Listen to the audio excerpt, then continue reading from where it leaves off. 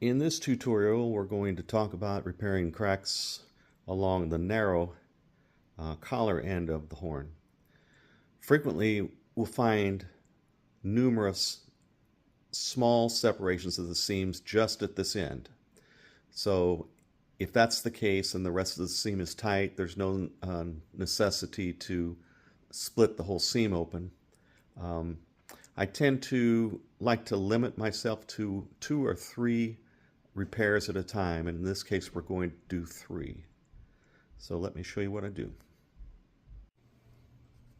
I tend to be pretty liberal with the glue at first and then work to massage it in the seams. Do that by slightly separating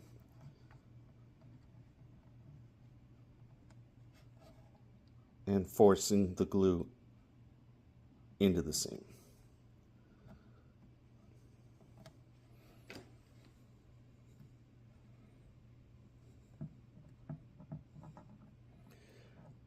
Obviously, the bigger the crack is, the easier it is to get the glue in, but it's obviously necessary to get glue everywhere you want it to adhere. Now we're going to clean up the glue. So we've wiped down the glue and ready to clamp this.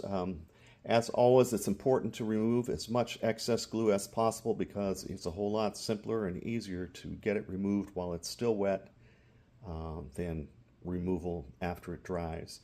Also, it's easy to damage a finish after it dries, and if in the case of an original horn bell like this one where I'm not going to be sanding on it, it's even more difficult.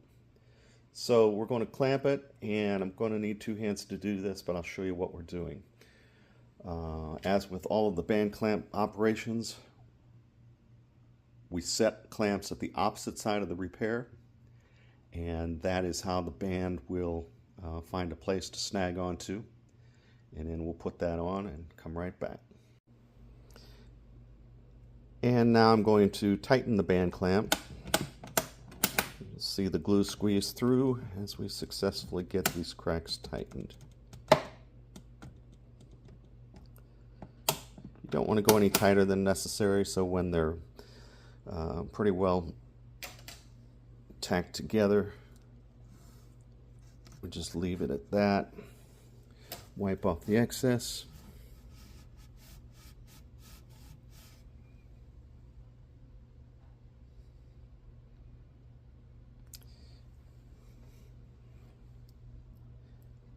And these should adhere nice and tight. The bell is now nearly finished. We've completed clamping and gluing all of the structural repairs. It turned out there were around 20 in all, including some pretty small cracks that you wouldn't normally see, but as long as I'm there, you know, might as well get everything, which is exactly what I've done. So after that, I'll go over all of these later and separately so that you can see the technique I use. But I use quad zero steel wool and goop usually. That's what I used here. And I go over the finish pretty well. So we're retaining the original finish, but we're preserving it a little bit is what it amounts to. So once I'm finished with the quad zero, which is this, and the goop, which is this, and once those are finished, I wipe it down and give it a quick wipe down with stain.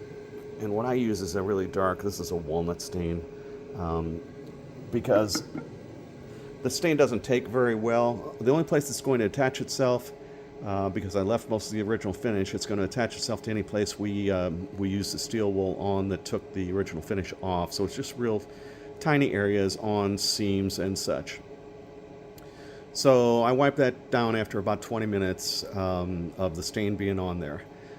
Then I let it set a few hours at least after the stain, and I give it a very light spray of Mohawk clear, and that at this point just becomes a protectorant. So able to save the original finish on this thing, just adding a little bit of protectorant. I'm about to cap it off, and as you see, it's going to be a really fine looking bell. So I hope you've enjoyed this one and look forward to doing the next.